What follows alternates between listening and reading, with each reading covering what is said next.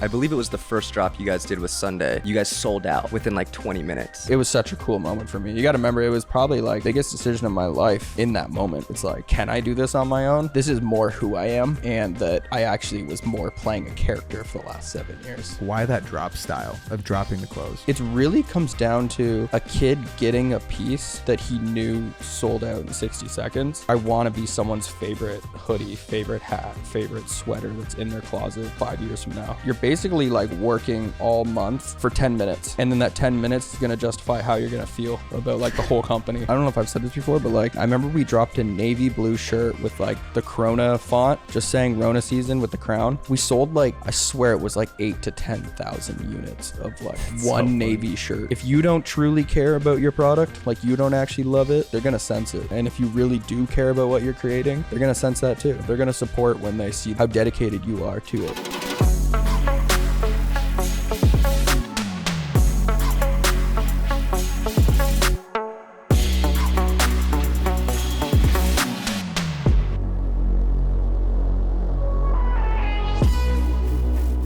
Ladies and gentlemen, welcome back to episode 122 of the 505 podcast. Today, we're welcome with a very special guest. We got MTVJesse in the house. We went down to Sunday HQ and we saw it all, dude. We saw everything that they're building under that roof. The energy is infectious, and I cannot wait for you guys to listen to this episode. How cool was seeing his warehouse? And like, dude, we dropped in on that half pipe. Yeah, and I did it first try and you didn't. And it shows. Whatever. Took Coasty like 7 tries, dude, and it's all good. It's all good. It was really, really cool seeing his whole operation. It was super inspiring too. Like you feel creative when you walk in. It was really cool to see what he's doing between Sunday and Bloody Sunday. Originally, I feel like when we were thinking about this and talking through the episode, it was a little confusing as to like, why are you building 2 brands at once? But seeing his process and the reason why he's doing Sunday and then Bloody Sunday, it was really cool. And we got to just feel the clothes. Such high quality. Great quality clothes. And his vision for these brands is very inspiring. And he goes into just all of these different things that he's juggling at once, managing a team, managing these 2 brands. They also just had a brand go in Zumiez, over 600 stores nationwide, which has to feel so full circle as someone who was a skateboarder growing up and just all in that scene. And now it's literally all across the country. What I also found very interesting was how he told us that he felt like he was playing a character in the videos that he was making with Nelk for 7 years. How exhausting that must have been, and just getting burnt out from that lifestyle. And to see what he's done since then, kind of like completely transformed his life, not only just with like the brand that he's building, but just how he takes care of himself now and the different lifestyle that he's living. It was super inspiring. I don't want to hold you guys any longer. Let's get into that one-handed crack. Jesse, give me the one-handed crack. We're starting off hot. Oh, here we go. Oh, whoa, stop. You got to pick it up and then go. Oh. So you started, now go. But you can pick it And I up can only however use you this want. Now you go. finger? Yeah, now you go. You can use any finger. The finger can't be under the tab. You had started it on the table, and that would have auto But DQ. you can pick it up however you want. Yeah, you can pick it up however you want. Okay, now go. Oh, Rip it. oh, middle finger is crazy. Oh, strong. That was pretty fucking good. Oh, a little dent. The little baby dent killed you. 4-9. Okay, you skate. So I'm a righty. I'm trying switch. Okay. And we're gonna kick it. Oh, jeez. Oh, That was just really good. So but annoying. I dented it, dude. I dented it. He tried too hard, I dude. He tried too practiced hard. that all day. My dent's bigger. 4-7, dude. All power, dude. Awful. Literally the worst one I've ever That's seen. a All bad power. dent. Doesn't Terrible. matter. What do you got for us in the corner? That's a write-off. Probably Coasty not very can good. never do it, dude. Oh, That's your best one you've ever done. Spin it around. did he nail Dude, it? no dent. 8-4 for Coasty in the Wow. corner, dude. That's rare. I never do that. Good shit. Cheers. Cheers. Thank you so much for coming This on. is caffeine, right? Yeah, I'm not drinking. I'm not drinking it either. I'm going to drink it. I'm literally, I have a couple coffees going right now. Hell yeah. We got I don't have a spilled. drink either. We spilled half the drink. It's all good. Dude, this place is unreal. Yeah, insane. We got the tour. Austin Yep. gave us a tour before we popped in. Saw your fantasy factory downstairs. It's unbelievable. Yeah, it's like a rich guy's garage. But it's fun. So how long did it take you to build out the space that we're sitting in?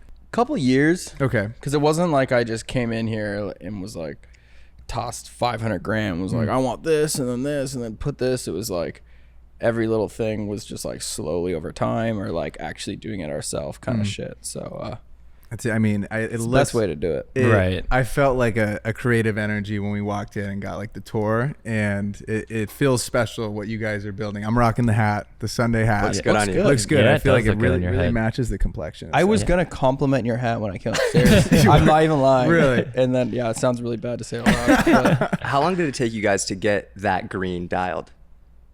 in general, Yeah. every piece was very difficult Really? until we kind of found like, I mean, once you start locking it in on like cotton and plastic and steel and all that, it got easier. But dude, the starting point was insane. Before we had our man Tyler on it, who just shreds the sourcing side, like it would be a pain. Like I think we have like 16 samples of that hat laying around somewhere, all slightly different shades. We'll take them, you know. Yeah. So we awesome on. Austin was telling us that for each of these different garments that are like behind you, we have like a vest, we have a hoodie, we have sweats. It takes so much time to get it correct on that specific garment, correct? Yeah. Like different Okay. materials matter. Yeah, like the garment's one thing and then the color's a second thing. So, but what's sick about it is, without even really thinking about it this way, I think making the company difficult and having to lock this color in as like the silhouette for Sunday it made us have to like do more and more revisions where you'll catch other things you would have went through. So like we're making just a hoodie. It might get to a point where you're like, the hoodie's good enough. Like, fuck yeah, let's make that our blank hoodie. But we're still locking in the color, and then you're putting on the sample again, and you're getting another sample in, and you're like, why don't we tighten up this neck a bit? Like, because now I've been wearing it, I've been washing it, I've been doing this, so it just like forced us to like have more revisions and then make a better product for every piece we add to the catalog. Wow. And so you led all of the merchandise at Nelk for Full Send, correct? With a team. Okay. I can't take all the credit Okay. of that. I mean, it was a 50-person crew. Now going into Sunday and into Bloody Sunday, what do you feel like were the key things from like running that team and just working on such a massive line that you brought over here to build out these two companies? Mostly was the marketing, I would say. I mean, I got to get like a masterclass in the starting points of like sourcing and manufacturing and all that. Like I've been making clothes since I was like a little kid, but I really think that what I learned and took away from that the biggest was scale and running at scale too, you know, like having like, I mean, who knows what our like monthly output or cost to run that was, but like, I mean, it's gotta be in, you know, the million kind of area, right? You're spending that much money.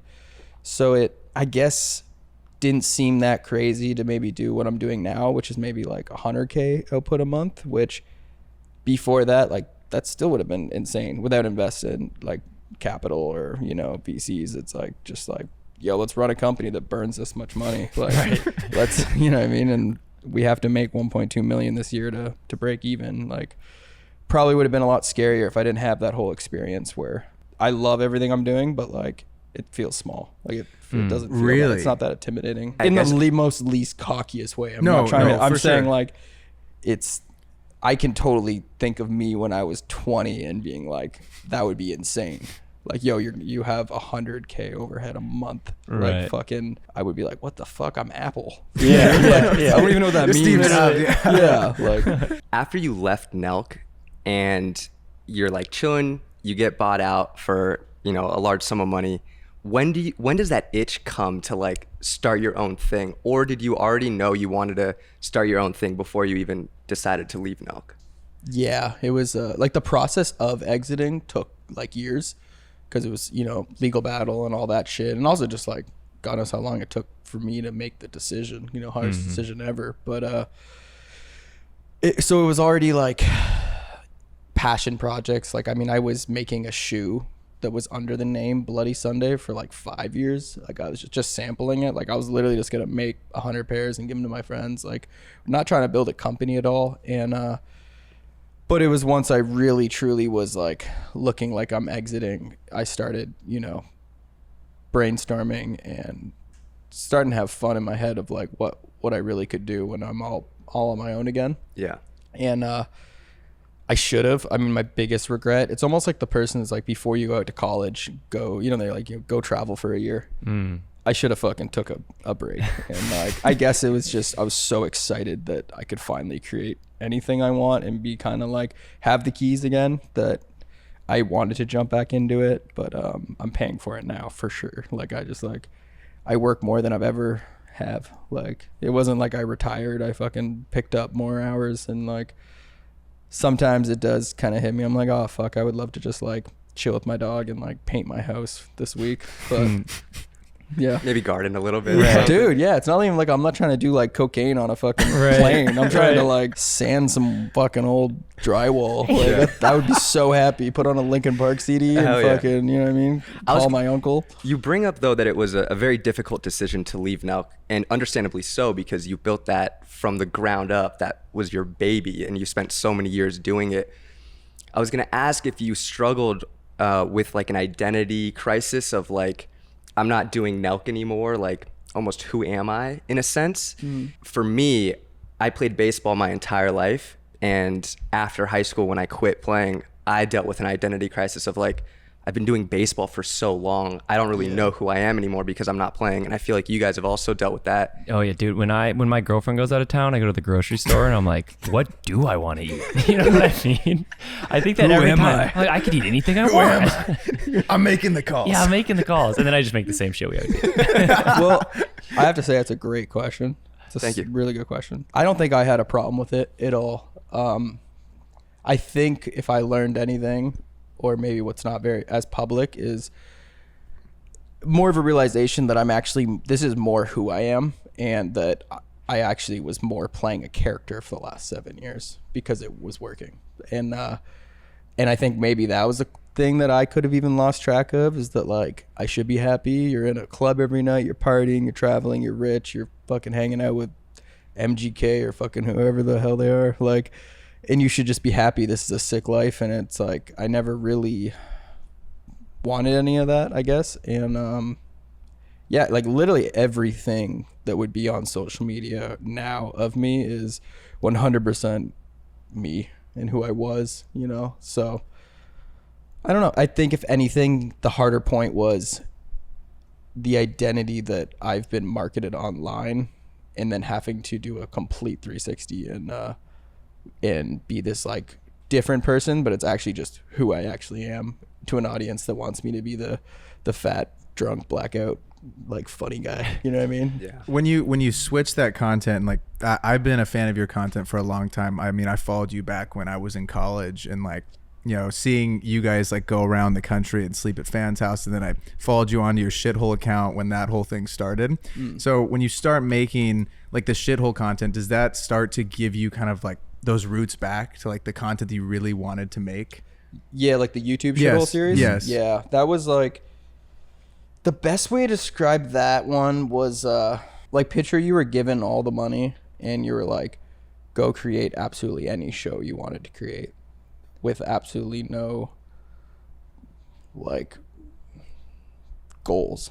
And that's what it was. And that's why I still think that like the shithole shit was like really dope. It was really like, it really was, if like I just had pure freedom to just create whatever I wanted. I think now if I could create anything, and we could tell it was still like had to be around hidden camera, because I knew that that's what the audience wanted. And I do love doing that stuff, but that definitely played a role in it. But even some of the old like original episodes of that was like actually more about taking a celebrity and then doing something they never would do, like going fly fishing with like little skies, and adding a humor value in that. Like that premise, which I haven't really seen, I think that was like some of my favorite shit. I would even like bring it back someday or something. Run it back on Yeah, YouTube it's right so now. fun. Take some of the episodes we've done and like pilot it up. I'm sure fucking Tubi will buy it or something. Right. You know what I mean? FUBU. Tubi will buy it and then do nothing with it. Yeah, right. So you said that you made the hidden camera type of content because you knew that the audience was going to like that. How do you balance making stuff for the audience versus for yourself? And like, which one do you prioritize? Myself now, for sure. But at the time, when it depends, it's like you got a business to run or it's paying for your rent. You got to like listen to both for sure.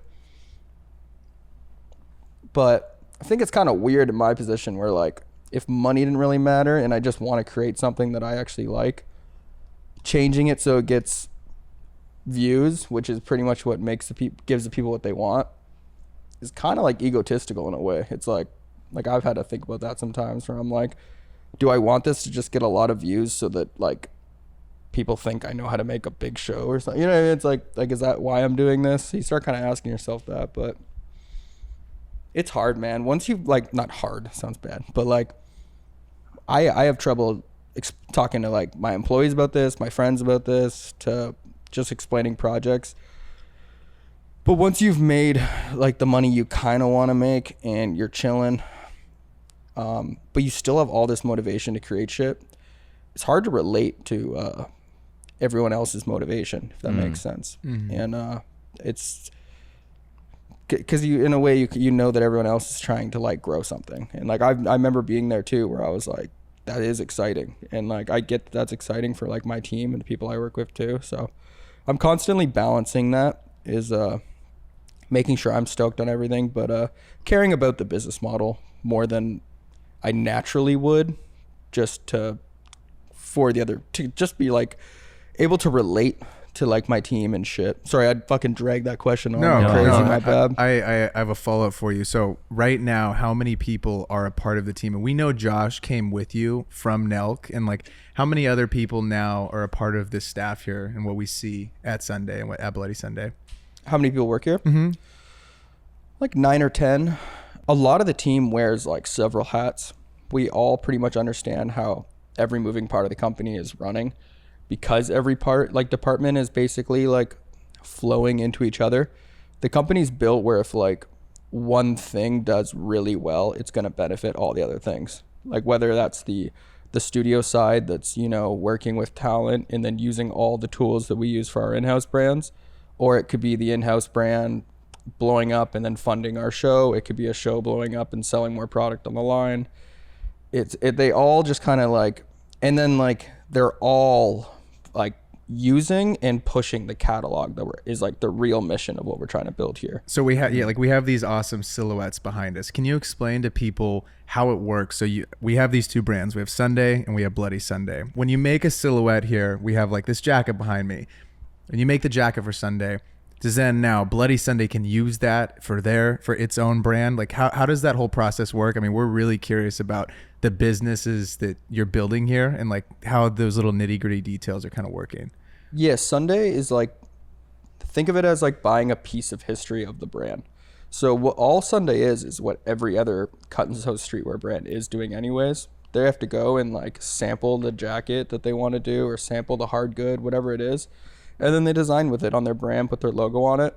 We're basically just saying like, we're perfecting that jacket that we want to add to the catalog, and then Bloody Sunday can use it. But before Bloody Sunday uses it, we're going to like color match that in the color, drop it in X amount of units and never drop it again. So that it's just I think it's sick. Like if I looked back at like Supreme or any of these companies, it was like, it'd be cool if like Wu-Tang inspired this bomber jacket that they dropped 100 units of, and then going forward, it was like 20 years later, people are still using that SKU, just like, you know, American Apparel or one of those, like, and now Jack Harlow prints on that jacket, but it's like, damn, that was originally inspired because like Wu-Tang and brought that reference in, and like, which is, it's going to unfold more, but like, we're going to kind of like tell more of a story of each piece that gets added to the catalog. But where did that idea stem from? Like, had you seen another brand do that before, or did you just kind of come up with that idea yourself? I think it was a mix of a couple of things. The main thing was being interested in making clothes my whole life. It was always very difficult. No one made it easy. Everyone wanted to like gatekeep it, not tell you where they're making their shit, not do this. They just like, yeah, feel this shirt, and then they're gonna like put a price tag on whatever it is per unit. Like no one really made it.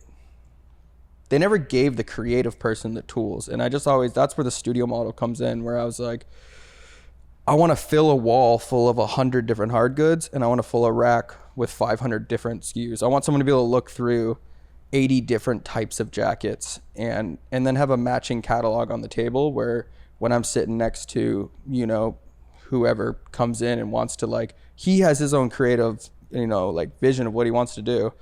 But it's like, do, like, go crazy, go look at this, look at the minimums, look at, like, teach them about what they should do. And like, I don't know, I just think that it's gonna make more influencers and celebrities and athletes create brands than just merch companies. I mean, that's one thing that we were saying about, you know, the brands you're making. They have an identity, and like right now, like we make content for brands, right? Like that's our job. Like all the three of us, we're making content for like tons of brands. I feel like a lot of them, specifically in the clothing space that we might work with, there's no identity to the page whatsoever. It's just pretty product photography, right? Where I feel like you guys do have this identity. I know you're a great marketer. You're behind it. Like you're with with your companies. But how do you feel like other brands, and what do you see them like doing wrong on that side of things? Because like I feel like you go on their pages and it's just fucking pictures of it like on a flat white wall. There's no like substance there. You know what I mean? It could be the number one thing, which is they're good at what they are good at, and I think that if they make music and that's what they're good at, they should just be making music. And then they just have an agent or, you know, a company that comes in and just slaps whatever on and they green light it because it's making them an extra $100,000 a month. I think that it's a lack of passion probably, but my theory is that it's kind of like what I was explaining is like the tools just haven't been like given to the right people where they can actually, you know, create. Like I always just picture myself 10 years ago, and I'm like, if someone gave me the tools, I would have like not slept that night. I would have like went through the whole I would have been so excited about it. Like, I can print on this, like you only have to do 100 units of this, like you can do any color, you can change the inside tag, you can do this. It's like I still get excited when I like see a new type of print method. Like I just like think it's sick. Like it's the key of being able to customize anything is like, but I don't know, maybe it's not, doesn't like shake everyone's tree. Is that a reference? Yeah, somewhat. It feels right. Feels Get good. the gum out of the tree, something like that. So Shake a tree? is that what like motivates you now from like not doing drywall in your house and stuff? Like what's keeping you going then if you feel like you've lost the motivation that most people have, but you have a newfound like motivation that's obviously keeping you here somehow? Because I love it. I think that the same reason I jumped into this without a day break is like I can't help it. Like I have creative ideas, and I think that, you know, if you make music, you use like the instruments and you use all these things to like get your ideas out there. And it might even be like I really just want to make great films, but since I'm a musician, I do that through music videos. You know what I mean? And I feel like a brand is like the best way. It's like you get to create all the marketing, you get to create all the silhouettes, you get to like show. It's like it's the best way for me to exercise everything that I'm creative about. And I just kind of use it as a tool. But I mean, even just on like the drive over here, I got stuck in traffic and it was like ideas were just firing. And then I'm, you know, almost crashing my Tesla trying to text my designer to mock something up because I don't know if that'll ever go away. I just I love that part of it. And to be honest, like as confusing as this company is we're starting, I genuinely see this like through. Like I really think that there's something here, and this was never made as like a, you know, let's use my following to sell some quick merch or some shit. Like I actually like can see it very vividly that like this almost doesn't work until it does. Like I think people don't understand it till it's too far gone. So I've always seen this as a 10-20 year plan, like long term. And honestly, like building a life that would make me happy, kind of back to when I said about like exercising all my passions. I'm like creating the type of companies that'll like keep allowing me to exercise those passions at just like a higher scale and just keep growing. I feel like we all can relate to just being so passionate about something to where you're going to be wanting to do it for like the rest of your life. Yeah. For me specifically, I see myself holding a camera until I like literally can't anymore. Right. Like I want to be like 75 traveling the world and making coffee table bucks right? From photos that I take. Right. Totally. So I feel like I really can relate to that. I also think that... Is that the dream? Photos? Yeah, like photography. I love making videos, but for me, like I think my true passion is photography for sure. And that's like cool. As far as what you were saying, as it's like not a quick cash grab to sell to your following. It's hard to tell, I think, through photos with anything, but like when we come here and we see this whole warehouse, but you touch the clothes, like for people listening at home, the quality is like top fucking notch. Yeah. You can tell that it's not like, oh, you're printing a graphic on like a Gildan tee. You know what I'm saying? So I just want to give you props to that, because like I didn't know what to expect until like actually feeling it and like seeing it in person. I'm like, oh, this is like really great quality stuff. Thank you. Yeah. You get desensitized to it for sure. Being around it, like it's always an eye opener. Like I'm not gonna call out any brands, but a lot of homies that make brands and send me their stuff, and it's printable. It's like insane how much like I won't wear it, because I'm so like I'm not trying to take shots at anyone. You just like, once you make good shit, it's like there's no going back. Like it's just like fuck. Like I noticed something too that you do, and I've known that you've done this for a minute, like where you have like a drop style for your clothes. And so like we did merch, but wasn't merch in any way. Like we had like one of our super talented designer friends, like they make all this crazy clothing. They design clothing for a living. They helped us with our clothes and stuff like that. But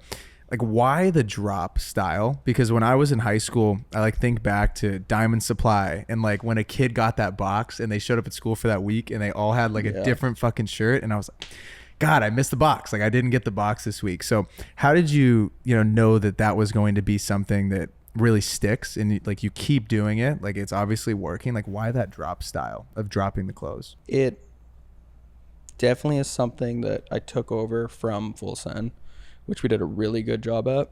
I think it's just a model that really works. I love the building the hype up, and it really comes down to a kid getting a piece that he knew sold out in 60 seconds, just like added so much value to that piece. Because like the thing that bugs me the most with the clothing game in general is making shit that like people won't care about, because there's so much shit out there that people don't care about. And I want to be someone's favorite hoodie, favorite hat, favorite sweater that's in their closet for 5 years from now. Like that's the goal. And I think that the drop style like helps create that. It's like a brand is like, I've always said this, but it's just a story, right? And like I think even the way you sell it is part of that story. Also I feel like when you have it be that drop style, it's like that giddiness of, we all remember getting on a website of some brand when we were in high school or middle school and like missing the damn thing, and how pissed you were because you didn't get to be like a part of that moment of the brand, you know? But then when you did get that one drop, it felt like you created a special moment. Someone could say that it's a company being greedy or not trying to give everyone a shirt. Like at the end of the day, like you are going to get something, and when you do, you're going to feel more special about it, like for sure. But I am also been testing, like we do a core collection now, which is like tonal tab logo stuff, and we're going to have an athletic line coming out soon that is evergreen and always available, and that's a new thing for me. I've never built brands that way, and it is exciting. It's less stressful. You don't drop style's funny. Like I could give you stories about Full Send days, or even same with Sunday, but you're basically like working all month, even though it takes 3 to 6 months for one, but all that month for that, like for 10 minutes.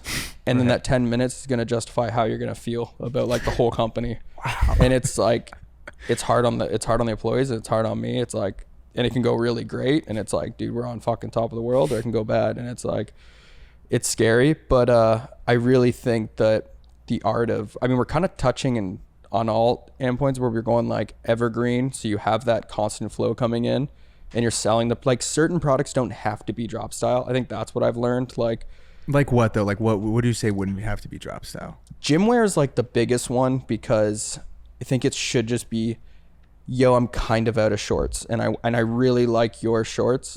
I want to go get more shorts. Like I don't need them to be exclusive for that. I don't need exclusive socks. I don't need, you know what I mean? And would your shirt make like a skinnier guy look big? He's looking for that stuff. He needs it, dude. Bad. Yeah, everything. I'm really filling out this shirt. Yeah. Chase was also you said you were running low on shorts, weren't you? Shorts? Yeah. Yeah. You said you stole my shorts. Yeah, that's true. Why. That's true. Yeah. True. But yeah, Chase is looking for some new athletic shorts too. He stole running low. If you could just make sure that the tank top is cut like really in for him, he really like a string tee. Yeah, he really just needs something to show. Braden loves a deep V to show off what you can have. V-necks were a wild time. That was the thing. If in you're gonna wear a America. deep V, just take your shirt off. Right. That's my great like. That's a great I don't point. get that. I just. DVs were a wild time, dude. You're going through the airport, LAX, like 7 a.m. and a guy's just. Yeah, that was I'm so like, wild. are you peacocking right now, dude? Yeah. You peacocking right now? I used to wear 2XL white tees and skinny jeans. Sure. That was my. That was the vibe. I don't know who the fuck taught me that, but I used to skate in that every. I don't know where the skinny jeans came from. Yeah, right. Because everyone I looked up to was all through skate culture, and everyone wore baggy clothes, but their jeans weren't baggy.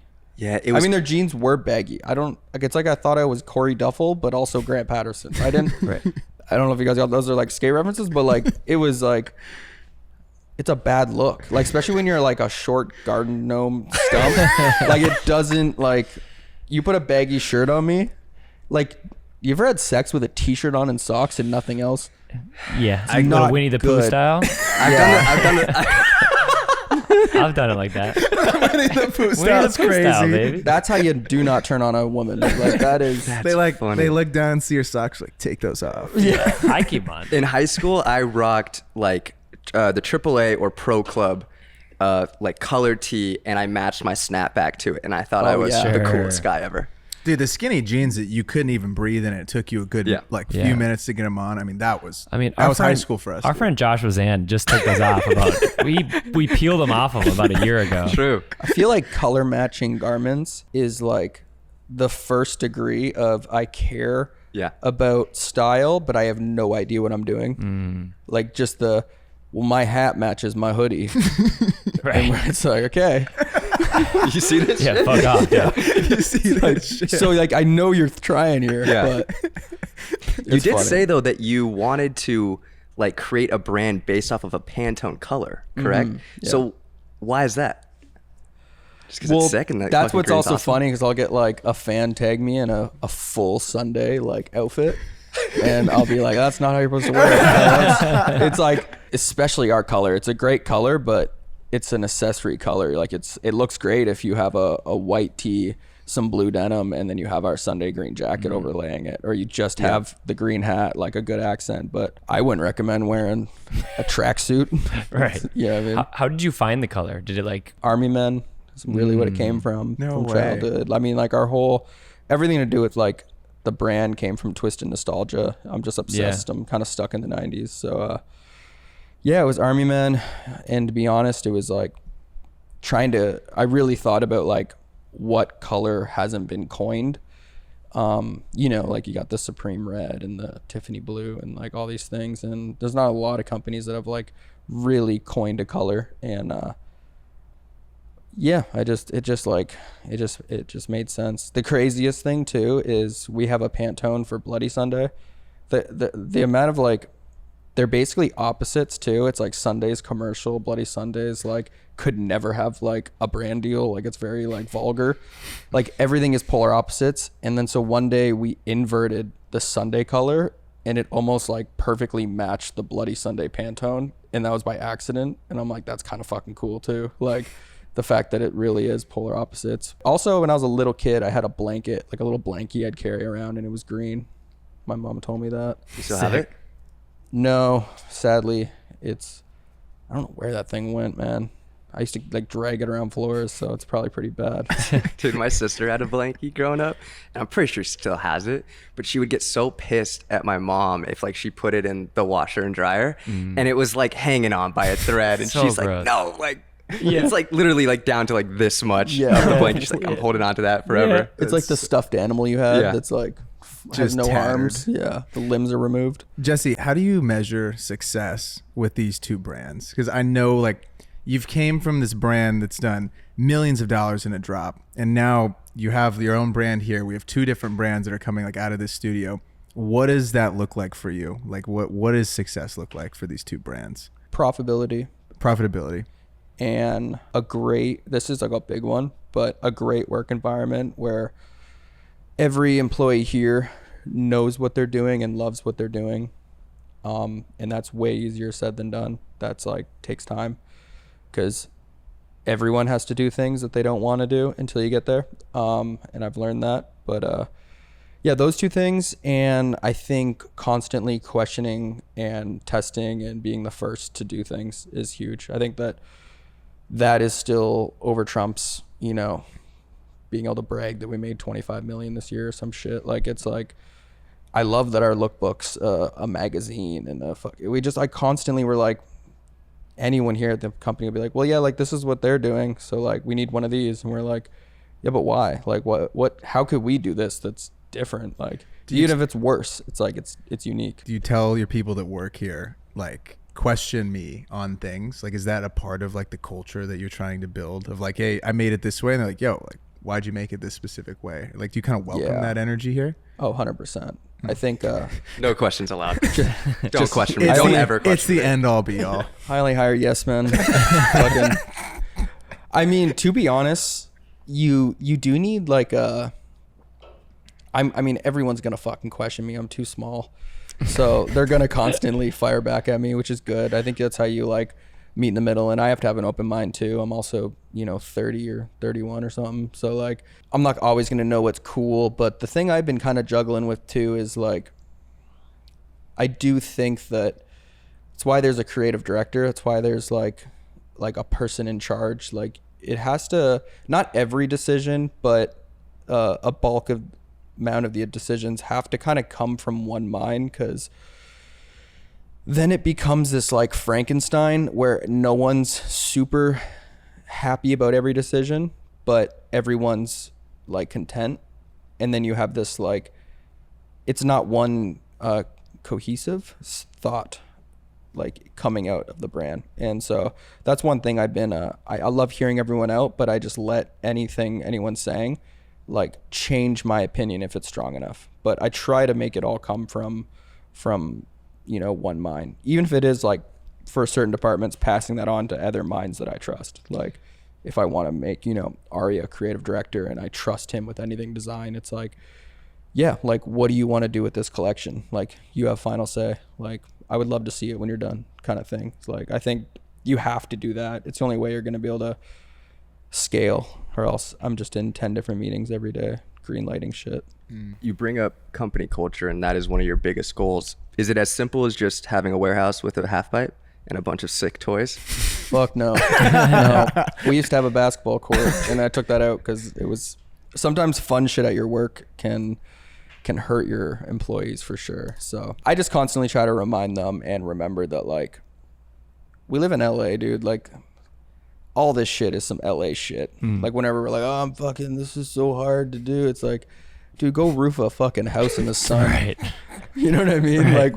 Like, it's not that hard. Like, we can do this shit. Like, I guess what's stressful is that we're a creative studio. And like, I always say this to them too, is that like, we, in a way, it's not the like hardest job, but it's like the hardest thing to manage. Like, a creative mind and creative ideas is, every employee here has different personalities and a different way of working. And I think the art of being a manager, or in my position, is like learning how to get the best out of each of those people. I wish it was as simple as, we're building this house.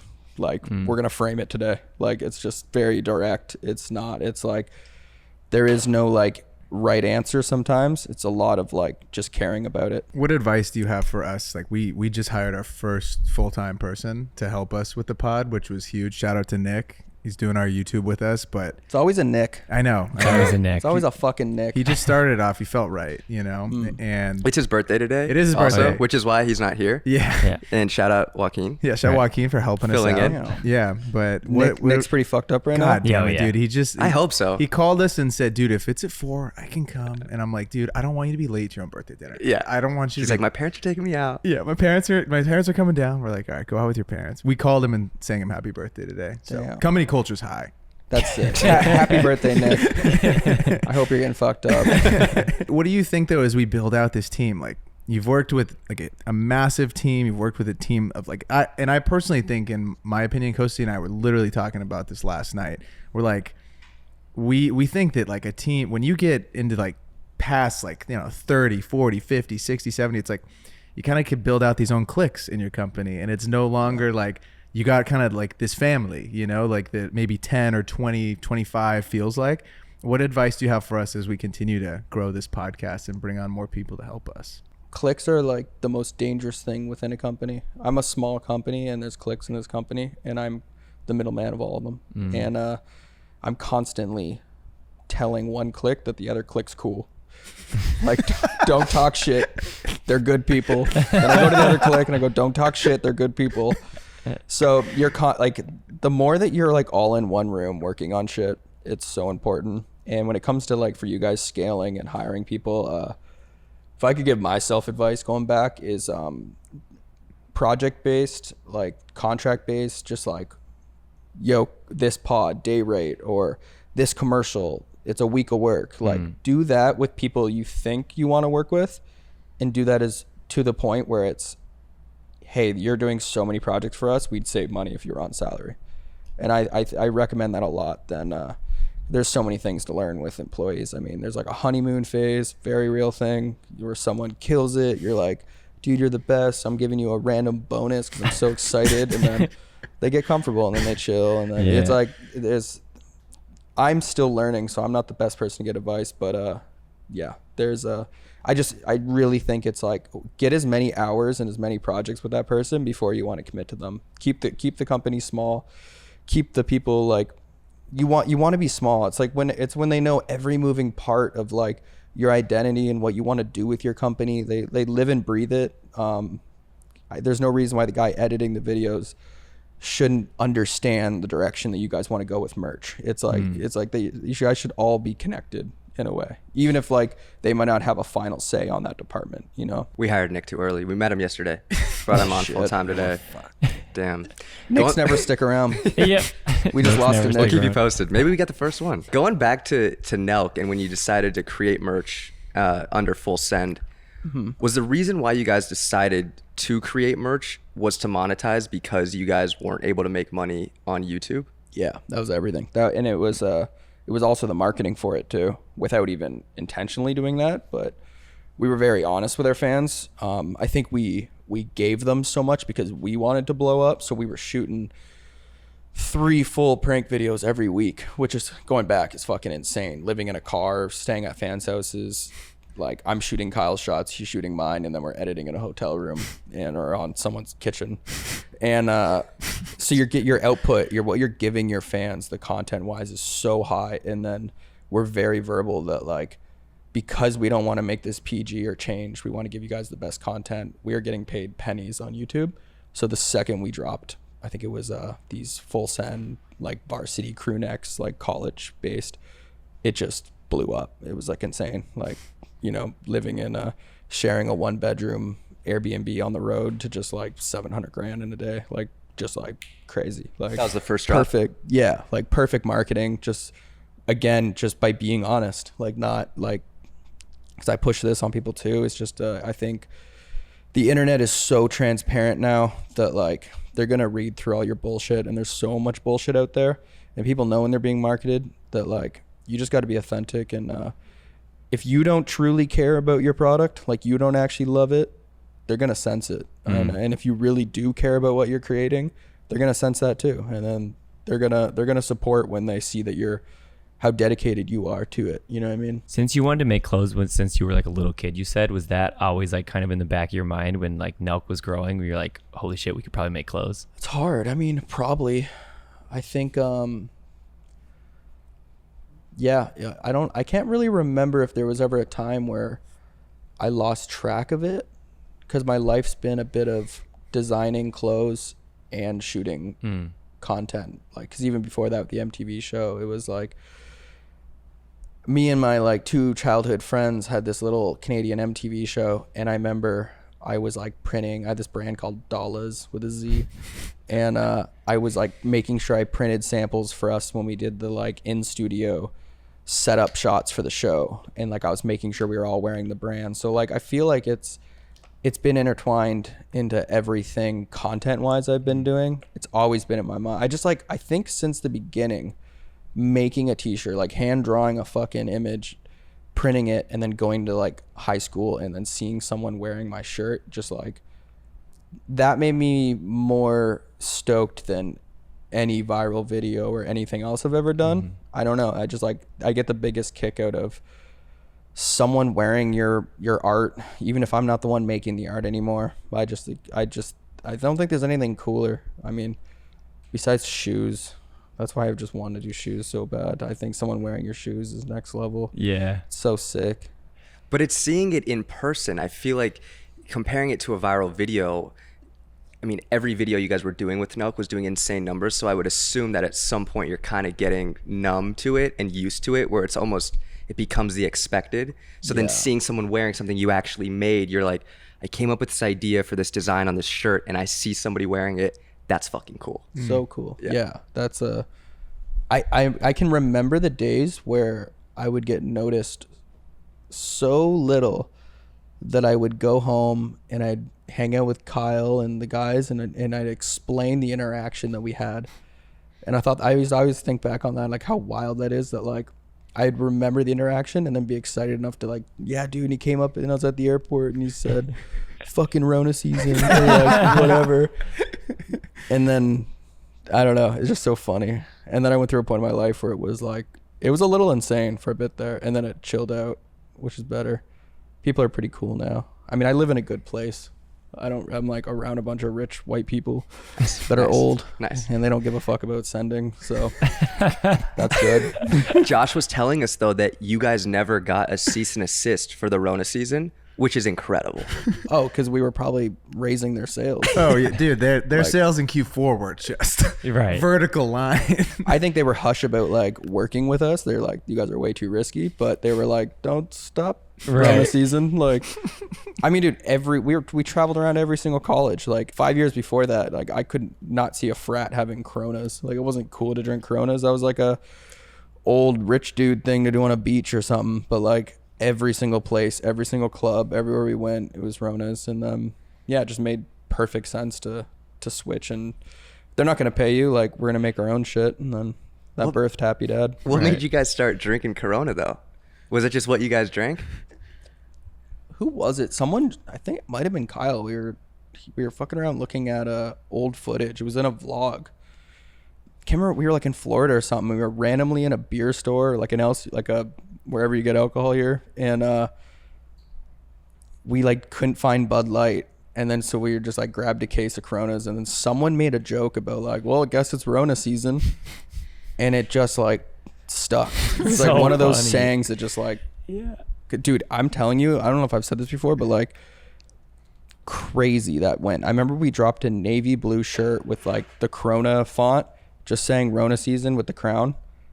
Definitely a trademark issue there. But like we sold like, I'm gonna butcher the number, but like I swear it was like 8,000 to 10,000 units of like one navy shirt. Like crazy. Like I don't know, that it's like the same shit like Danny Duncan's doing with like, if like you coin a saying and it fucking goes like, Bro, Danny pushes numbers, dude. It's the Virginity Rocks, Yes, right? bro. He came when we were in school. I remember he came to like this tiny town that was outside of Eugene. I went to the U of O in Eugene. It was like an hour away. My boy's like, bro, Danny's coming at 7 a.m. to like Medford. I'm like, bro, I'm not driving at 7 a.m. like an hour and a half to like see this shirt. And he goes, there was 1,000 people on the side of the street in this random town in Oregon that is deep, dude. It was deep. And like all the kids, I guess like the kid at the high school got dress code for wearing the shirt. And so then he came and gave all the kids the shirt. And then That's funny. they just all went to school rocking the shirt. He's like, they're going to have to dress code all you guys. Like, that's good marketing. great marketing. That's sick. Great marketing. I feel like that's another thing. I feel like you've dominated with these two brands is your marketing behind it, and like the content that you make. Like I consider you like a filmmaker too. Like you're a filmmaker, you're a writer. Like you really do wear a ton of different hats. How do you come up with the marketing for each of these brands? Is it so separate? Like are these like so separate when you come up with these ideas, or do they kind of like commingle under this like one roof? They all commingle. I would think that the marketing engine is probably the hardest thing for me to scale, because if I'm 90% of the engine right now, and I don't have I don't want to be famous. I don't want views. I don't care about any of that stuff, but you can't really do that if your business marketing is revolved around you. So I don't know. That's something over the next few years I've been trying to figure out. And I really want to start looking at, you know, outside perspective of like, what does just a normal brand do when it doesn't want to be its own influencer marketing? So I've been trying to get creative with that, but I would love one day to just be able to, like, I don't know if you've seen like the bloody ads. We do these like zoom out ads, but we just wrote a treatment this morning to like a really fucked up dark like Toy Story ad for our 90s drop. But like I do love filmmaking, like you said, and I think that like I would love to just get the brand to a point where I could just make these like insane creative ads that don't have to be like me wearing it to just sell it, you know. But you got to do what you got to do right now. I think it's fine. I'll just keep making fucking TikToks with Daddy Steve. Staying on marketing for a sec, in one of your Sunday videos, I believe it was the first drop you guys did with Sunday. Mm-hmm. You guys sold out within like 20 minutes. Yeah, it was crazy. And in the video you said, it's crazy, we had a 3-week marketing plan. Yeah. But that went out the window because we sold out in 20 minutes. So what does that 3-week marketing plan look like? I mean, the whole thing is because I'm such a security person. I'm always planning for the worst. And so you got to think, I left this massive thing. I started this new thing. I took my time with it. I built it. I wanted it to be what I knew it was like dope. And then we did an in-house drop on Melrose and then online. And I really, though, like at the end of the day, I didn't know how it was going to, like, I know that this is like not fullsend.com. This is like a whole new thing. And so we planned, like, I can't remember what the campaign was, but like we basically had it where like whatever we could sell at that drop, then we were going to do a second day at the drop, then we were going to sell online, and then we were going to take that footage and make a marketing video for this, and then we were going to roll out, you know, like we had probably like so many different things. Like, if this shit's not good, at least we have these backups. Like, we're going to like sell out this collection. And then, yeah, it just like, it was one of those, like, it was such a cool moment for me. You got to remember, it was probably like I said, biggest decision of my life in that moment. It's like, can I do this on my own? And then just seeing like, you have that Shopify sound, the fucking ching, ching, ching, ching thing. And it's like crack, dude. And then you look at that, I was looking at the numbers and I was just like, I can't even remember. It was like seconds in, someone just being like Sunday hat, Sunday tee, Sunday, like sold out already. And I was like, what? Like, and it's like, I don't know. And then we just saw a line outside of Melrose and it was just, yeah, it was like one of those moments you can like let that air out you were fucking holding in your chest. You're like, oh, fuck, like this is gonna work. Like I think we're onto something. So was it that moment that gave you kind of not the confidence, because you're doing the damn thing, you have the people like working with you, but was that like a very pivotal like turning point almost? It's like, yo, boys and girls, we got something here. Like, this is going to be a thing. Yeah, it definitely was. It was I try to not absorb the wins too much. The same, because like I've said this reference before, it's kind of like a UFC fighter, like knocking out the other guy and then celebrating and fucking slowing down on his workouts and doing his whole thing. It's like, and then he gets a loss and it's the end of the world and it's just, oh my god, what am I even doing? I should change sports. Like, I shouldn't even be in this. Like, I think you just have to, like, you know, take it as motivation, but don't let it be like, don't glorify it too much when you get a win, because I don't know. All of us, dude, we're all like playing this like game, whether you're owning brands or influencer or doing all this shit. It is your life. Like, I'm sure you guys can relate to this too. And you connect your identity to it, and it can be like, we're all like a bunch of gamblers. It's like your personal life, and your mood swings because you're up and down of the company. Is this whole, and if I've learned anything over, you know, a decade of doing this, is to just like just fucking, just like you said, do the damn thing, and like you're gonna figure it out. I don't know. I know it's, again, a long answer.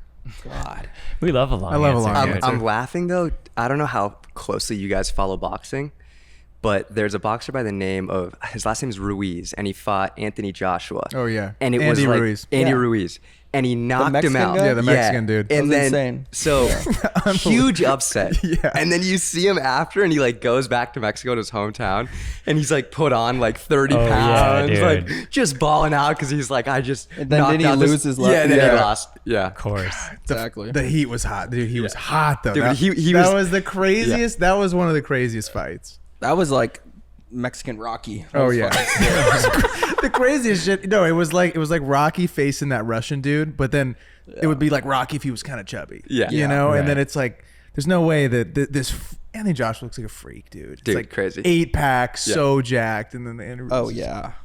You don't want that guy DMing your girlfriend. You know what I mean? No, Fuck. it'd be bad. Dude's a dude. stud. No, Like for sure. Super handsome. Doesn't even look like he's been hit in the face, dude. Yeah, no, crazy. massive penis. For sure. Has to. If I was a betting man, No, yeah. Just saying. I don't want to be the guy to have to say it, but I said it. someone had to say it. Should've We're been all me. thinking it. With these brands, Jesse, Mm-hmm. how do you turn someone into like from a one-time customer to a loyal customer that keeps coming back? Because I feel like that's something that that like you have these people who are so diehard about any. You could drop a sock and it could be a different color and they'd be like, I want to support Jesse. So what do you feel like that is that continues to people feel like a part of the identity of what you're creating? I think there's like hundreds of things that we're doing here that help that. I think the step one is, like I was saying before, of being someone's favorite hoodie, favorite tee, favorite hat. You might not be everyone's favorite everything, but like even our hat, like for example, it's a super shallow hat. I have a small head, but it's really hard for me to like find a hat that fits like that. And I had pushback from the team of like, well, I don't like this hat, or we should do like, these are more popular. Let's copy the auto. Let's do this. But like, I was like, this is missing in the industry. It's like, and I also, if I'm the marketing engine, I'm going to be wearing it. We should do this hat. And then I just think it's like for 20% of the people that buy our shit, we're going to be their favorite hat. And like, that's how they're going to like, they don't even care what the design is. It's like, these hats fit the best. So that's like step one.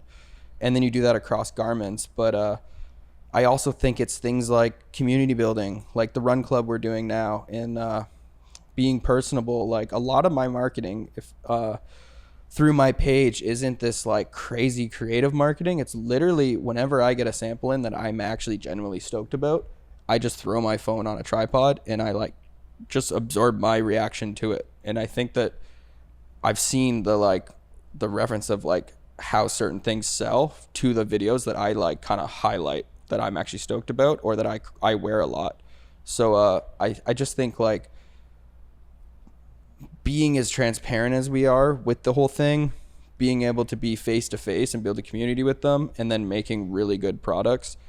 And then on every other coin of like the lookbook to the type of marketing to like trying to always push the limit of like being unique, people are like the core of this company is really strong. And I think that everyone should be trying to do that. Don't try to make 1 million people happy, make 1,000 people like love you. You know what I mean? I'm surprised that shallow of a hat fits your big ass head, Bird. I feel like it looks. does thought It look looks good. good on you. Yeah, it it does, does. it Thank you guys. It actually does. I'm just giving you shit. Thank you guys. I've seen some people put it on and I'm like, no. Like, take that shit off. Don't That one ain't for you. Don't wear it. Maybe a hoodie. Don't wear it. Not the hat. What is done well in regards to ads? Because as I've been researching you these last few weeks, I get hit with the ad every day. I like it. The iPhone ad of Which one are you getting? the Bloody Sunday one where you're showing like the garments and you're talking a little bit to the camera. Like Is it funny, kind of? yeah.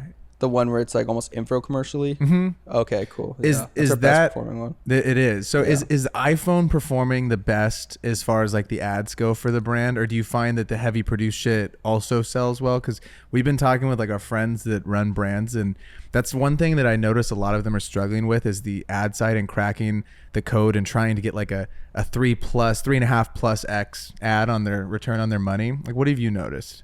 That, I mean, it's all very new to us. We're only a few months in, but we've been taking it seriously because it's pretty insane if you can, make $1,500 a day, like doing nothing once you make the ad once. So that is our best performing ad. We really only shot iPhone stuff. Everything else that would be on DLSR are like hires only photos.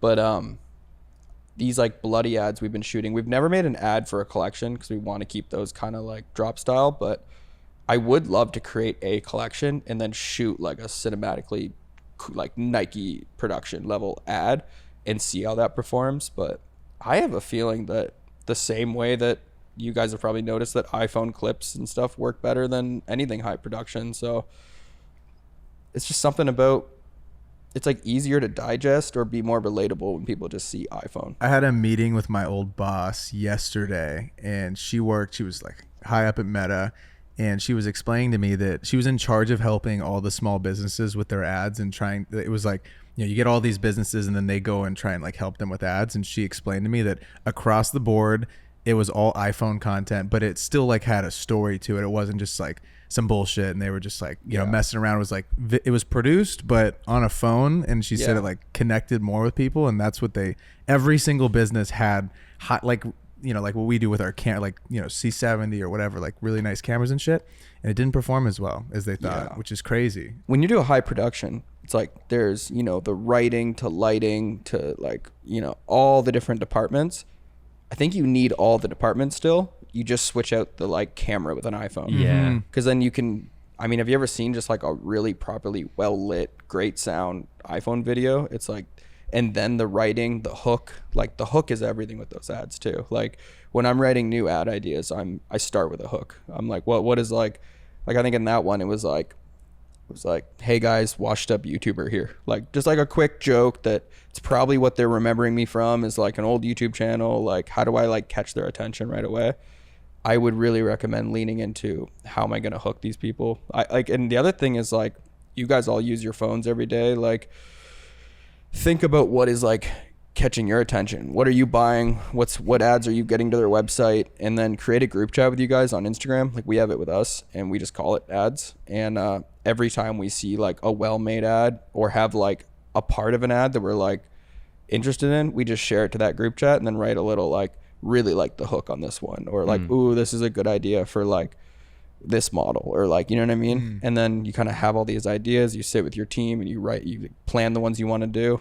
But like our last shoot we did, I think we shot like 20 different ads in one day. Like it's holy shit. You can get a lot done. And I mean, that's not like that's like renting a $500 place and having 3 or 4 guys with a couple cameras and a couple models. But you just go there with a game plan, you know? And with these ads, are you running them as ads straight off the bat, putting money behind them, or are you posting them organically, seeing which ones do well, and then based off of which ones perform well, put money behind those? No, right to ad. Okay. And then the agencies lets us know what's working and then what to tweak. And then we'll like, you're basically trying to narrow it down to like your top 1 or 2 that are performing the best. And then you dump all the money into that through the agency. We've never uploaded first. I kind of was, this last shoot we did, I was like, I wrote a comment on a few of them that I edited up, was like, I feel like this is just like a good hard post where we don't have to pay for any of these impressions. Like this would just perform well. And, but I don't know how that works. I don't know if that like belittles it. Cause then if those ads are going to target a lot of your audience that have already seen the content, then if they see the ad, they're more quickly to just like dip on it. Out of there, yeah. But then again, how many times have I seen the same ad 5 times and then I clicked it? So I don't know.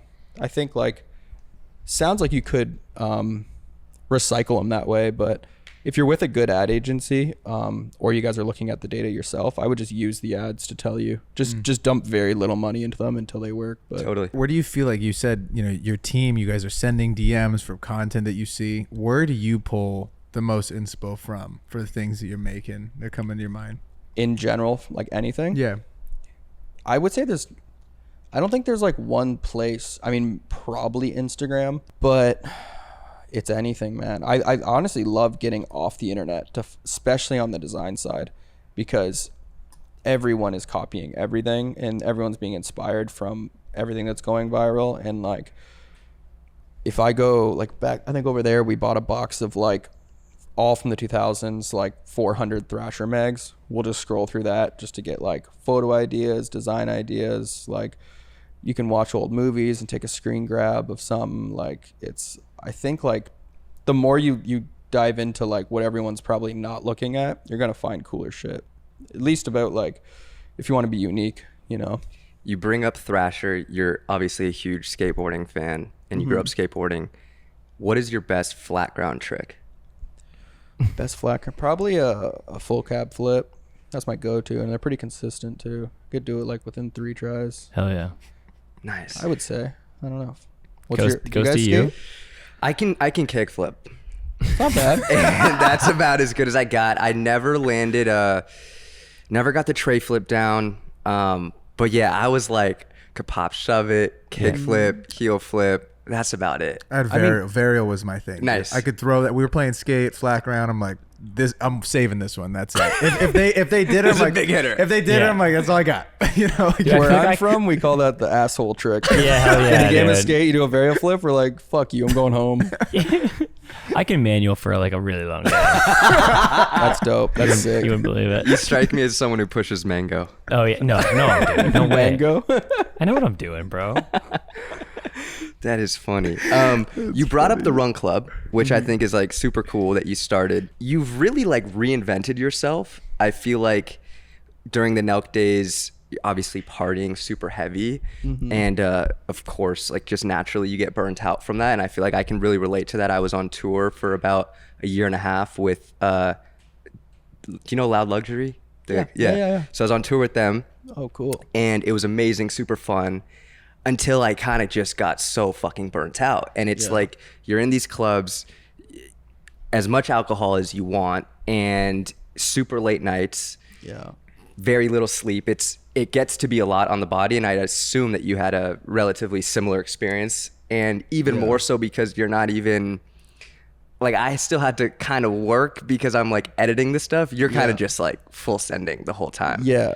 And it's my job. Yeah. Like, it's my job to get fucked up. And then the night that I go, yo, I'm taking it easy, we get less footage. The night that I get blackout drunk, we shot a whole fucking video because you were hilarious. It's like, and then that gets in your head of like, I'm only funny, or I only perform well if I'm getting fucked up, or like, so yeah, it definitely got to a point where I was just like just clocking in every day. I felt like, so it sucked. And so for someone who's in maybe a similar position of, I don't love where my life is at this current moment, and they're looking to maybe reinvent themselves, what advice would you have for them?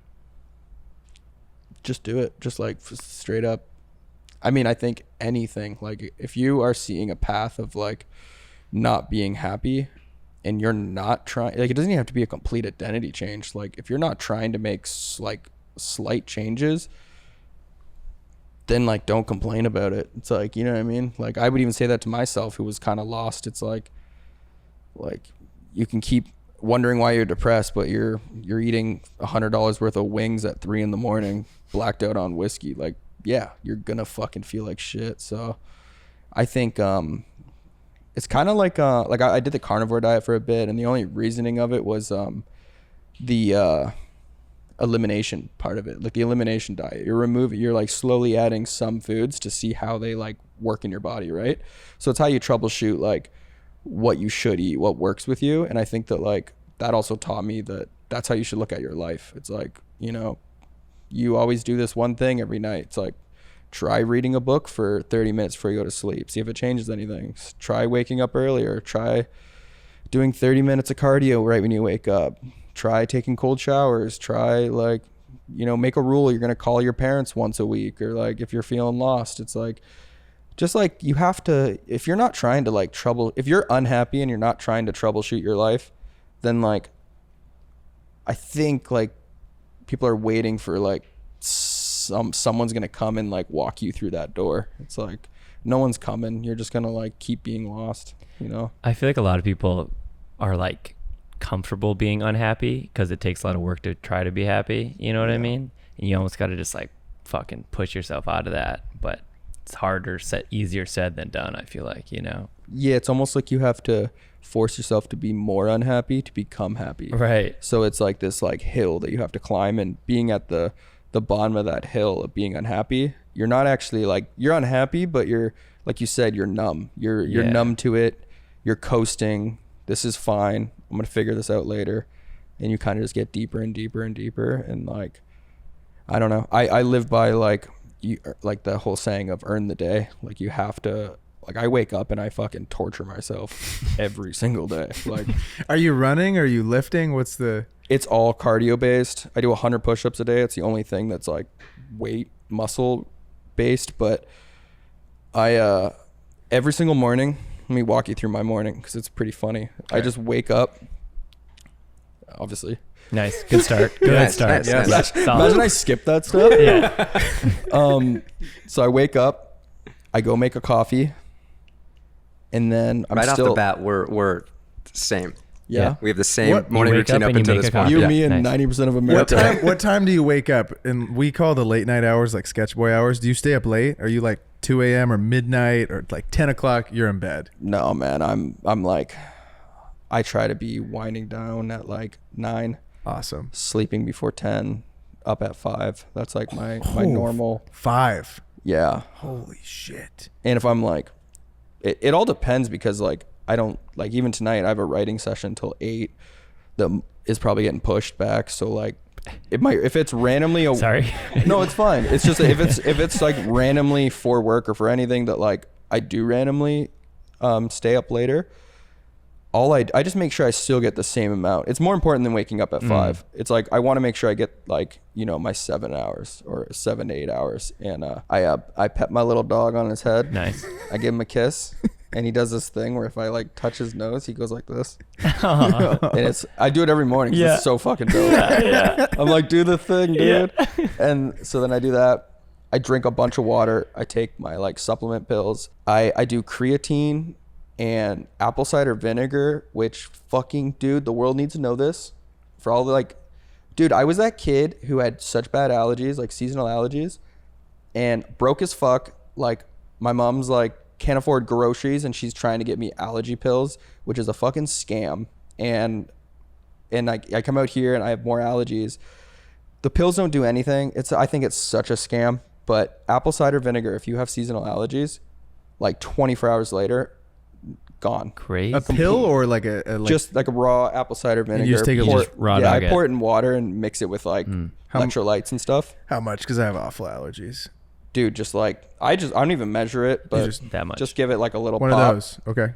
Dude, it's like I couldn't believe it. Someone who dealt with allergies my whole life, and I saw a video about it, and then it literally fixed it. Every day. Yeah, I do it Okay, every day. okay. Because there's also tons of benefits to that in creatine. So I do that, and then I get on the treadmill. I put it to 15, like the highest incline, and then put it on 3, which is like a walk. But and I turn on like 3 massive heaters in this room, so it's burning sweat. I mean, it's like burning hot. I'm walking uphill, and then that's where I'll like consume podcasts or videos. It's like the one part of my day that I'll like consume any kind of shit or work on my group chats, phones, like any work I want to get done. And then I just do that for like 2 hours Holy every shit. morning. And like, At 5. yeah. And then I just try to burn as many calories as I can. I'm normally around like 800 to 1,000. And then I'll change my shirt and then go, cause I live so close to the beach. I drive down to the beach and, I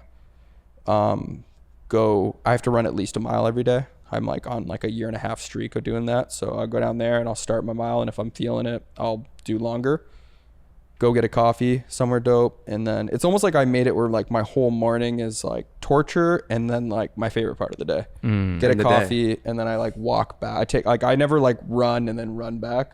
I run, say if I run 5 miles, I'll get a coffee and then get to like walk in the sun for Sick. 5 miles. And it's like my favorite part of the day. And then I'll, shower up and come into the warehouse and start working. Your 100 push-ups makes me laugh, not because of the doing 100 Wow. push-ups. Yeah, so rude out of nowhere. Kosi can't even do No, like no, no. 5. Right. Pete Davidson went on a talk show and he told a story about when he was at SNL and Alec Baldwin was a guest.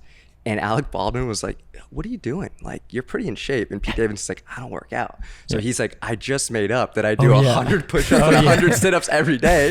And then the next time Alec Baldwin came to SNL, he was like, 100 push-ups, 100 sit-ups. Yeah. And then he got like super in shape and he like went on record saying that Pete Davidson was the reason he got in shape because he That's started so doing 100 funny. push-ups and Made it 100 up? sit-ups every day.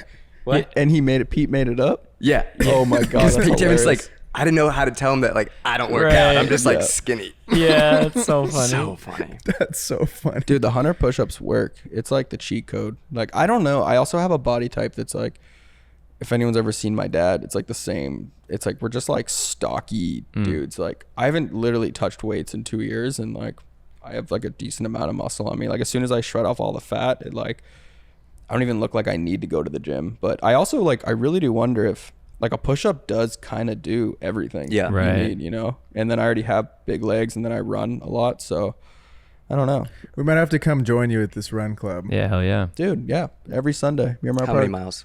We do 2 miles to the pier. Oh, you can actually do that, Costas. And then if you want 2 miles Yeah. back. Yeah, I could do the whole thing. Yeah. Hell Yeah. yeah. No, I could probably just go one way. You got it. I've seen some people show up and I'm like, you good? 2 miles, you can do it. You sure you want to do this? You don't have to go back. You can walk. No, like I'm talking like people still have like icing on their face and shit. Like big dudes. Like I'm like, have you ran before? And they're like, no, I like you. You're so cool. And I'll be like, I don't know who this is, like Borat coming out of the run club, but yeah. I no. like the run. In the fucking Full Speedo, send. you know? Yeah. Full send. Full send. They're a good. Number one brand in all of Sunday. Kazakhstan. Sunday. I think it's great though that you are doing so many like in-person events, and hell yeah. and I just feel like, you know, who knows where AI is going to be in 5-10 years. We already are on our phones and computers so much that I feel like everybody's craving these like in-person experiences. 100%. Yeah. I've been preaching for that for a while. I think that's going to be like the next big swing is like people are just going to be so addicted to anything that's like physical, because we're so the opposite now that like, you got to remember too, like how old are you guys? 27. I'm 28. 29. Yeah. So like you guys get it then. Like there's a generation that like grew up on this shit. Like Right. they never got to experience biking over to their friend's house, playing Right. video games, and then like, you know, their parents not knowing where they are, and then they have to show up at 11 at night and get yelled at or some Right. shit. Like it's like, I don't know. I think that like they missed out on something, and they're all gonna just like, I don't know what's gonna cause it, like what's gonna really like shake it up, but like they're all gonna eventually realize that like we just stare at our phones and idolize people that they don't know, and like live on the internet. Like their identity is the internet, and I think that they're all gonna start craving concerts and in-person things and like meeting someone in person, and like, I mean, I think that it's gonna swing that way for sure. And I think any brand that's leaning into that is gonna benefit. You're giving them a home. I mean, even when I do the run club, like it does not feel like another project that I have to like manage or do. It's literally like 5 minutes from my house. I run anyways. I look forward to it. We all jump in the ocean. It's like we all go hang at a coffee shop after. It's not even meet and greet, chilling with fans. It's not, I don't know. It's like, maybe it's because I've kind of created a more unique audience that actually is stuck around. Everyone else kind of disappeared. That like, they're all just cool, like-minded people that are like, you know, like you guys, just like, I don't mind shooting the shit with, you know. You get the one guy that's trying to send it, and then it's like Trying to win. Right. yeah. That's so funny. We doing sub 6 minute? What are we doing? Like, nah, dude, we're at No. 8:30 pace. We're cruising, dude. We're cruising. You Gotta FaceTime my fucking uncle, dude. It's like, no. Right. Wiping the fucking cake off his face. Yeah. you had a crazy accomplishment a few days ago. You got some kids into Zumiez Yeah. and at over 600 stores, correct? Yeah. Amazing. So what was that ideation process like, and what is Some Kids, and how does it fit into the ecosystem of what we're building here? Some Kids, it was completely made for retail. It was the whole idea, like, it's in the way we were saying it. We were literally like talking about some kids that can't afford Bloody Sunday and just can't catch the drops, or like it's too exclusive. And we are making a higher end brand. And, you know, I kept thinking about like 15-year-old skate rap me, like, what if I fucked with like what was going on here? How can I support it? How can I rep it? How can I be a part of this if I can't like afford this? And then we were talking to Zumiez, and it just made perfect sense to be like, this is how I want to make a skate brand. And it was fucking crazy to do, and it actually unfolded. And I have a whole like really interesting business model for that brand that is going to slowly unfold. But I really want to, I don't know how familiar you guys are in with like the skate industry, but slowly, you know, becoming friends with pros, AMs, business owners. Like, I learned a lot about what the skate industry really is, and honestly how like it's a lot like MMA. It's a lot of really talented people dedicating their life to this shit and getting paid nothing. Like That's like a huge thing in it. And it's like the flow riders. It's you might get some free shit and do all these deliverables, all this marketing, and go tour and do this shit. And then they dump all their money into like 10 overly paid pros that kind of run the whole industry, you know, like the Nijas and all these guys. And like, and no shots, like those are my homies. I'm just saying, like, with some kids, I really have this, like, I have to flush it out, but I want to make it the lily pad for skaters to get into the industry and keep skating. And instead of having, you know, paying 10 skaters 10 grand a month and having this like great team and dropping a video part at the end of the year, I would rather sponsor like 50 to 100 flow riders and give them $500 a month to market the brand. And I feel like, 'cause like most of the guys I talk to, like whether they still live at home or whatever it is, $500 is like, that's gas money and that's food, and like that keeps me skating, so I don't have to go work a full-time job. Maybe I'm gonna bartend on the weekend, maybe I'm gonna have this other little job at like Target for a bit, but like it keeps them skating. And yeah, it's just like a totally different look of it. It's also not gatekeeping. It's not like I'm trying to find the next young skater that's got the look and he's like really talented, and then I'm gonna slowly build him up until he's Nija and then lock him in and give him this big contract. It's like, no, I want like 50 kids all getting paid to market the brand, thinking of them more as like influencers, like it's a new time, you know. And then like when they get bigger and Red Bull wants to give them a check, it's like, yeah, go pop over there, you just opened up a new slot for the next kid, you know. And I think that I've never really seen a skate brand operate as that as their marketing tool, and I think it's the best way to like to do my part of giving back to the thing that I love too. That's super admirable. Do you worry at all about spreading yourself too thin? You're building 3 companies like at the same time. Yeah. Sometimes when I'm trying to like figure out my shit, like my personal life, I think about that a lot lately. 'Cause I still have a lot to work on that, which is like figuring out what's important to me, whether that's relationships or family or friends or, you know, me time and shit. And I don't know, man. I think anyone who's like trying to be unique and do something that like 1% of the world's doing is kind of got to be a little crazy and live a bit of a crazy life. So until I give up on that dream, I'm kind of like just like figuring it out day by day as I go. But yeah, I definitely do think about that. I think that we have narrowed it down to, even though it seems like to like the public like we're doing a lot of companies, a lot of things, it is narrowed down to like the ones we all care about and believe in, for sure. Hell yeah. I love it. I have one more for you, and we'll get you out of here. What is something that you would go back and tell your 18-year-old self before you embarked on this journey, before you built these brands? What would you tell 18-year-old Jesse? Just enjoy the ride, because it all works out, man. That's all I would say. I love Hell it. yeah. The whole time I just love it. stressed about.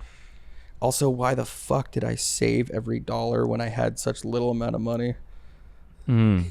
That's really bad advice. Don't listen to that if you're 18. Like Save your money. Abundance. But if I know that everything worked out, it was like, Yeah.